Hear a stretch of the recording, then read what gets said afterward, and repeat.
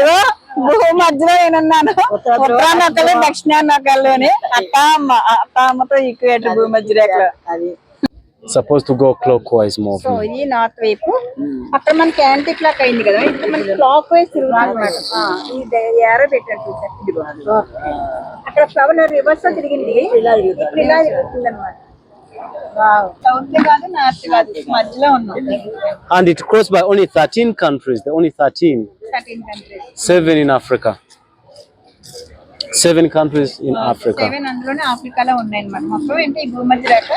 ఇప్పుడు ఫ్లవర్ చూడండి.